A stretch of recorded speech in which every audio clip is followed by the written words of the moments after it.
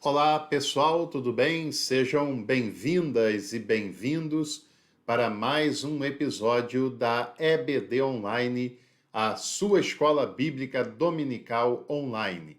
Aqui, cada domingo, nós estreamos um novo conteúdo para abordar um dos livros da Bíblia. E hoje nós vamos falar sobre uma epístola muito importante do Novo Testamento, que eu não sei se você sabe, mas é uma epístola que resume todo o conteúdo dos evangelhos sinóticos, todo o ensinamento de Jesus de Nazaré.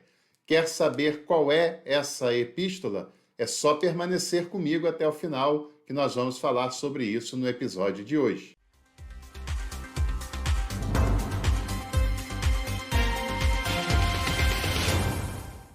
Também aproveito para falar com você que tem acompanhado o nosso trabalho. Se esse conteúdo tem sido relevante para você, para sua reflexão e até para sua fé cristã, considere a possibilidade de nos apoiar. Se você tiver aí R$ 2 apenas que seja, isso já será bastante útil para o nosso trabalho. Se cada pessoa que nos acompanha fizer isso, pelo Valeu Demais ou pela chave Pix do canal, já nos dará condições de mantermos e ampliarmos a cada dia o nosso trabalho. Venha fazer parte também disso e você será igualmente bem-vindo e bem-vinda. Se você conhece o canal pela primeira vez, também é muito bom ter você por aqui. Inscreva-se nele, ative as notificações para não perder nada e deixe o seu like também nessa transmissão. Bom, como eu disse aqui na introdução do nosso vídeo, tem uma epístola do Novo Testamento, que é um texto pequeno, um texto com apenas 5 capítulos, mas 5 capítulos muito importantes para a fé da igreja primitiva e continua sendo muito importante para a nossa fé, para a nossa reflexão, para o nosso conhecimento. A carta de Tiago, que está posicionada quase no final do Novo Testamento, é uma carta muito importante, é uma carta ímpar do Novo Testamento, porque ela, segundo muitos estudiosos, faz um resumo dos ensinamentos de Jesus de Nazaré, principalmente apresentados pelos evangelhos sinóticos, Mateus, Marcos e Lucas. E essa carta, o autor dessa carta, ele mostra uma afinidade muito grande com esse conteúdo dos sinóticos e uma afinidade, uma harmonia muito importante em relação àquilo que Jesus nos ensinou ao longo da sua vida e que nos deixou como modelo de seguimento, como modelo de discipulado. Você sabe que Jesus não fundou nenhuma instituição religiosa e tampouco quis ter membros ao seu redor. O que Jesus quis fazer e fez ao longo da sua vida foi chamar seres humanos imperfeitos, limitados, para serem seus discípulos e aprender do seu caminho, da sua proposta no dia a dia, numa conversa informal, numa celebração, numa refeição, numa viagem, e assim Jesus o fez, porque o ensinamento de Jesus não é um ensinamento que leva à reflexão, à emoção apenas num dia específico da semana, ou apenas num determinado lugar, num determinado evento. O ensinamento de Jesus é para a vida, e essa é a grande diferença entre você ser adepto de um segmento religioso, seja ele qual for, de você ser o frequentador de uma instituição religiosa e ser um discípulo de Jesus. Porque o discipulado de Jesus se faz no dia a dia, se faz na própria vida. E em qualquer momento e lugar que estejamos, é uma oportunidade desse discipulado acontecer. Esse é um grande ensinamento de Jesus que se manifesta na carta de Tiago, que tem uma proposta pastoral, uma proposta pública e também um caráter amplo, porque não lida apenas com algumas deficiências de igrejas, de comunidades, como outras cartas fazem. Isso está presente até na carta de Tiago, mas ela tem um caráter mais amplo, ela lida com essa integralidade do dia a dia que se requer, que se espera de alguém que segue a Jesus. O discipulado de Jesus não nos chama apenas para decorar uma doutrina que seja, mas para aplicar o seu conteúdo nas nossas relações do dia a dia, e isso nós percebemos de uma maneira muito clara, muito eloquente no texto de Tiago. A sua carta é pouco doutrinária, mas ela tem um conteúdo pastoral e de vivência que nós não podemos desprezar. E é endereçada não apenas a uma comunidade, mas a um conjunto de comunidades que o texto vai chamar das comunidades dispersas. Eram comunidades judaico-cristãs, pessoas de origem judaica, que estão se convertendo à mensagem de Jesus e que estão dispersas por vários lugares do Império Romano. E essa carta ela tem um teor também circular entre essas comunidades.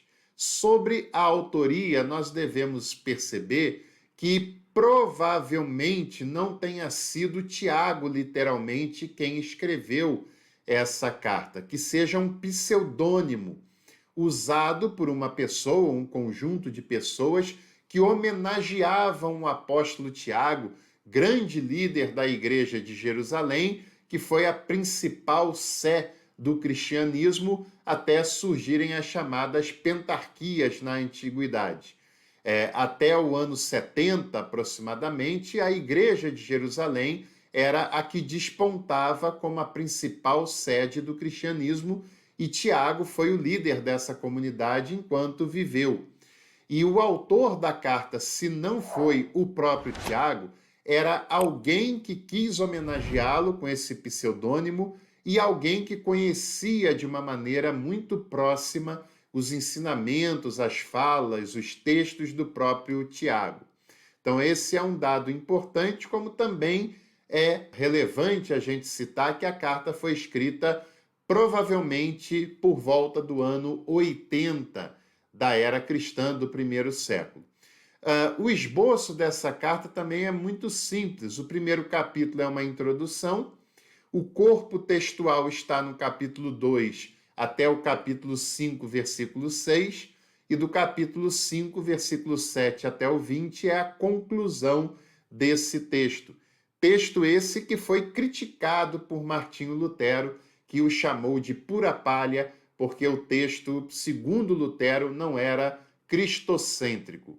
Martinho Lutero e outros grandes nomes também tiveram os seus vacilos, esse é um deles, para que a gente fique no exemplo, porque a carta a Tiago foge completamente os padrões das cartas paulinas, mas é um texto riquíssimo, extremamente íntimo dos ensinamentos dos evangelhos sinóticos, da prática do dia a dia ensinada por Jesus de Nazaré. O texto possui essa grande afinidade com a tradição sinótica e ele apresenta 3 propósitos principais. O primeiro e o mais importante de todos eles é defender a coerência entre a fé e a vida. E isso é brilhante, e isso é basicamente aquilo que Jesus ensinou.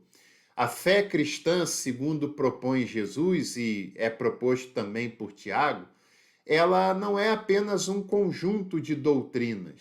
A fé cristã, ela não se manifesta apenas com uma ida semanal ou diária, ou seja lá a frequência que for, a um determinado lugar específico, embora não necessariamente elimine essas práticas.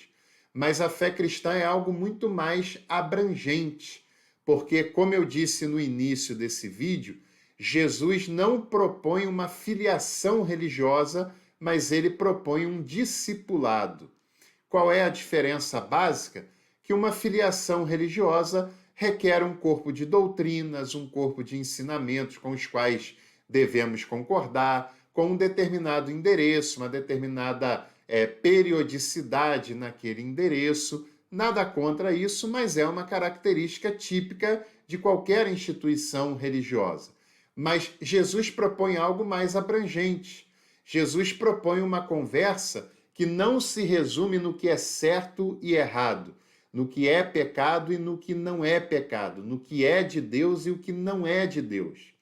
Essas respostas prontas que muitos pregadores oferecem, que muitas e muitas pessoas buscam, uma resposta simplificada, uma resposta esvaziada de reflexão, de análise, de conteúdo, uma resposta já feita para que a pessoa apenas saiba se é sim ou não, nunca foi a proposta de Jesus, nunca foi a proposta da carta de Tiago, por exemplo. Jesus nos chama a uma reflexão sobre aquilo que ele nos ensina.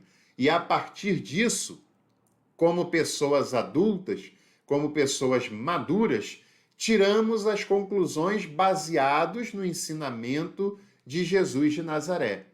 Para Jesus, o pecado, a santificação, não se resumia a uma lista do que pode e do que não pode, do que deve e do que não deve ser feito ou evitado. Para Jesus, a santificação, para Jesus, o pecado, não é uma lista dos lugares em que eu posso ou não posso frequentar, mas para Jesus isso tudo se resume ao processo de humanização das relações interpessoais, das relações entre as pessoas e a relação que eu tenho comigo mesmo, com Deus e com a criação dele. Se essas relações elas se humanizam, se elas respeitam o próximo enquanto o outro, se ela leva em consideração que a outra pessoa é uma pessoa autônoma, uma pessoa que deve ser respeitada na sua dignidade, no seu direito, que se dá também ao respeito na sua própria dignidade e no seu próprio respeito, essa relação é uma relação que agrada a Deus. É uma relação que humaniza as relações e que faz com que essas relações sejam maduras, inclusive com Deus. Uma relação amadurecida com Deus. Agora, se são relações baseadas na dominação, na exploração, de ver as pessoas como objetos, como números, como estatísticas apenas, essa é uma relação pecaminosa, porque é uma relação que objetifica as pessoas, que desumaniza as pessoas. Todas as vezes que vemos Deus, que vemos o próximo, que vemos a nós mesmos, que vemos a natureza, os animais, etc., como apenas objetos, como apenas serviçais, nós estamos desumanizando as relações e tirando das pessoas e das relações o aspecto humano, que foi aquele aspecto essencial com o qual Deus nos fez para sermos sua imagem e a sua semelhança. E ao tirarmos essa dignidade humana, nós objetificamos as relações e nós pecamos nessas relações. Então, Jesus nos oferece algo muito mais amplo que requer de nós um comprometimento vital e diário para que as relações sejam construídas de uma maneira sadia que agrade a Deus. Tiago também tem como objetivo corrigir alguns desvios que aquelas comunidades fazem, garantir uma qualidade de vida mais fraterna e uma comunidade mais edificada. E Tiago também nos diz qual é a perfeita religião, a religião que agrada a Deus, aquela religião que é pura diante de Deus. Muitas pessoas falam que toda religião é imperfeita, toda religião é igual, toda religião tem os seus erros, mas Tiago nos mostra qual é a religião perfeita que agrada a Deus. E eu vou ler Tiago, capítulo 1, versículo 26 e 27, que diz: se alguém crê ser religioso, mas não refreia a sua língua, enganando assim o seu coração, a sua religião é vã. E religião pura e sem mácula diante de Deus e Pai é esta, que visitem os órfãos e as viúvas em suas tribulações e não se deixem contaminar pelo mundo. Ou seja, Tiago nos diz qual é a religião pura, sem mácula diante de Deus, qual é a religião perfeita. É cuidar dos necessitados nas suas fragilidades, do órfão, da viúva, das pessoas que padecem. E quando nós exercemos cuidado, misericórdia, recuperando a dignidade dessas pessoas e a humanização que lhes que lhes são característica, nós estamos fazendo a vontade de Deus, porque é para isso que Jesus veio à Terra, para cuidar e acolher os necessitados, aqueles que estavam excluídos e perdidos, e quando nós agimos assim, nós fazemos a vontade de Deus, a vontade de Jesus, revelada no Evangelho, revelada e resumida de uma maneira muito clara pelo texto de Tiago. Se você gostou desse conteúdo, é bastante importante que você sinalize deixando a sua curtida, se inscrevendo no canal. Aproveite também para clicar em Seja Membro, escolher um plano e ter acesso aos nossos cursos exclusivos para membro do canal. E é claro que eu tenho também um convite para lhe fazer. Hoje à noite tem devocional e eu te vejo lá. Um bom domingo para você e toda a sua família.